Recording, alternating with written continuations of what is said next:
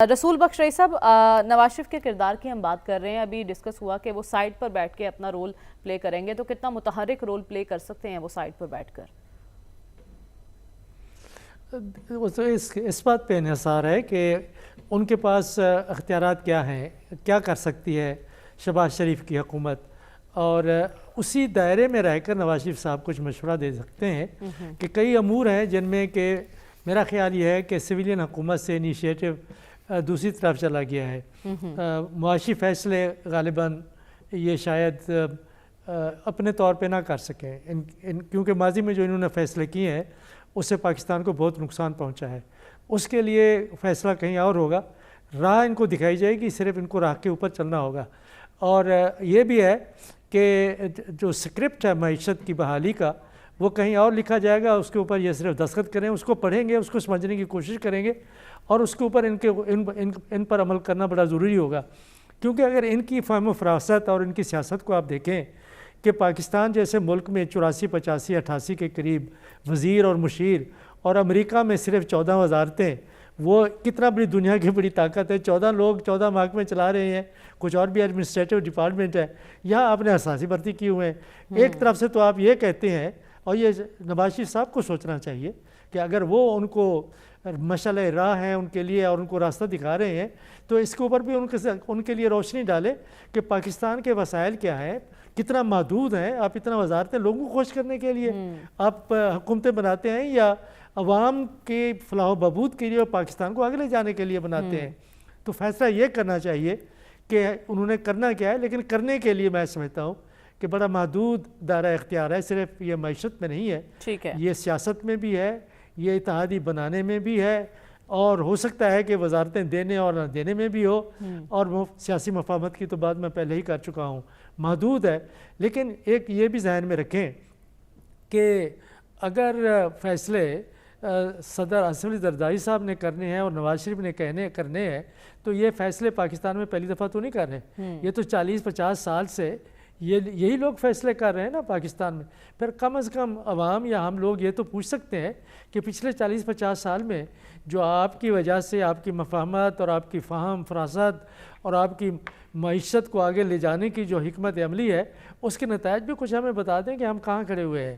کہ ہمسایہ ممالک کے مقابلے میں، بنگلہ دیش کے مقابلے میں، تو یہ ایک ایسی چیز ہے کہ جو ہمیں شخصیت پہ نہیں اداروں پہ چھوڑنی چاہیے، اور ادارے ایسے بنانے چاہیے کہ وہ حکومت کو بتا سکیں کہ آپ کہہ رہے ہیں فیصلوں کا انحصار اس چیز پر ہے کہ کوئی شخص کتنا با اختیار ہے. صافی صاحب، ہم نواز شریف کے کردار کو ڈسکس کر رہے ہیں، لیکن آج اچکزئی صاحب نے بھی ایک مشورہ دیا ہے نواز شریف صاحب کو. انہوں نے کہا ہے کہ وہ اپنی جماعت کے سمجھدار عناصر کی آواز سنیں. کس طرف اشارہ ہے اچکزئی صاحب کا؟ دیکھیں، اچکزئی صاحب تو آج ان کا دل ٹوٹا ہے. وہ تو یہی سمجھے تھے کہ شاید کوئی انہونی ہو جائے گی اور وہ ایوان صدر پہنچ جائیں گے کسی کے آشیرواد سے، سنی اتحاد کی سپورٹ سے، لیکن وہ نہیں پہنچے. ویسے نواز شریف صاحب کے ساتھ ان کی طویل رفاقت ہے. آج ان کی گفتگو میں سن رہا تھا، ملک کے اندر اور باہر بھی ان کے ساتھ جو ان کی ملاقاتیں اور ان کے راز و نیاز جو ہوتے رہے اس کا وہ ذکر کرتے رہے. لیکن میرے خیال میں نواز شریف صاحب ان کی بات کیوں سنیں گے؟ کیونکہ نواز شریف صاحب کی بات اچکزئی صاحب نے تو نہیں سنی تھی جب وہ عمران خان صاحب کی پارٹی کے پاس جا رہے تھے. نواز شریف صاحب کے اپنے مشیران ماشاءاللہ ان کی ایک اچھی خاصی تعداد موجود ہے. تو اچکزئی صاحب کو کم از کم اپنی سیاست پہ ضرور غور کرنا چاہیے کہ جس پنجاب کے خلاف وہ اور ان کے والد محترم صاحب وہ دہائیوں سے یہ بتاتے رہے کہ پنجاب جو ہے وہ پشتونوں کا دشمن ہے. آج اسی پنجاب نے سب سے زیادہ ووٹ جو ہے وہ محمود خان اچکزئی کو جو ہے وہ ان کے ساتھ وفاداری نبھائی ہے. جو سنی اتحاد کے لوگ ہیں انہوں نے 100% ووٹ دیے ہیں. بلوچستان سے ان کو ایک ووٹ بھی نہیں ملا جو ان کا اپنا صوبہ ہے. خیبر پختونخوا کے لوگوں نے ان کو ووٹ دیا، بلوچستان سے ایک بھی ان کو ووٹ نہیں ملا. سندھ کے لوگوں نے ان کو ووٹ دیا. تو یہ چیزیں اب ہمیں سمجھ میں آنی چاہیے. اور جب وہ خود کہہ رہے ہیں کہ اس دفعہ خرید و فروخت بھی نہیں ہوئی، یعنی صاف اور شفاف الیکشن ہوئے ہیں، تو اب ان کی یہ ذمہ داری بنتی ہے کہ اب وہ سنی اتحاد کے جو لیڈر اس وقت اس انتخاب کو نہیں مان رہے اور منفی بیانات دے رہے، ان سے جا کے بات کرے کہ بھئی میں نے اپنی شکست تسلیم کر دی. اب آگے بڑھنے کی بات ہے.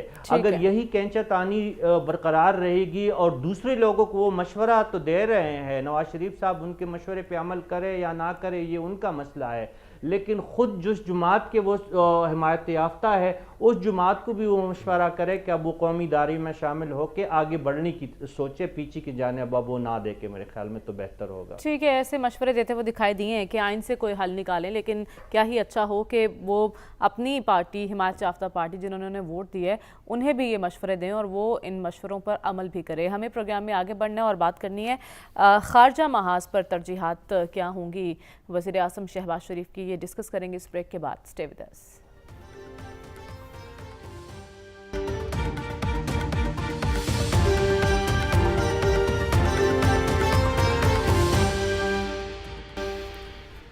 ویلکم بیک ناظرین. جہاں معاشی محاذ ایک بڑا چیلنج ہے, وہاں خارجہ محاذ بھی کسی چیلنج سے کم نہیں, کیونکہ عالمی سطح پر اپنے تشخص کو اجاگر کرنا اور قائم کرنا بھی ایک بڑا چیلنج ہوگا اس حکومت کے لیے. تو سلمان صاحب, خارجہ محاذ کون سنبھالے گا اور ترجیحات کیا ہوں گی؟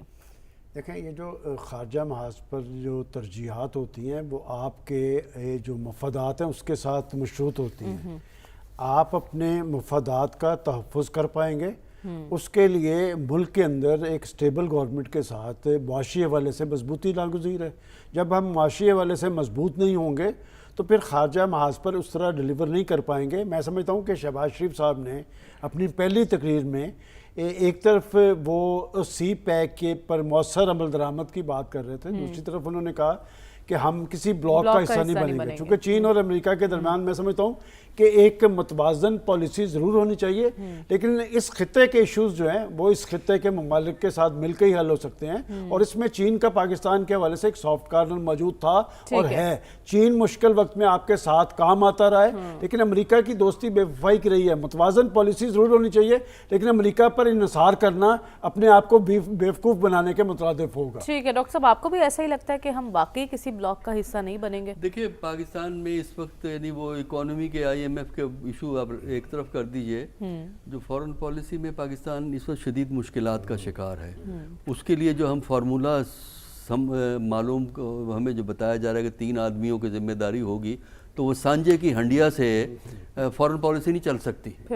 وجہ یہ ہے کہ سب سے بڑا پاکستان کو اس وقت جو مسئلہ ہے نا, باقی چیزوں کو چھوڑ کے نیبرہڈ میں آپ کے ریلیشن شپ خراب ہیں. انڈیا کے ساتھ 0.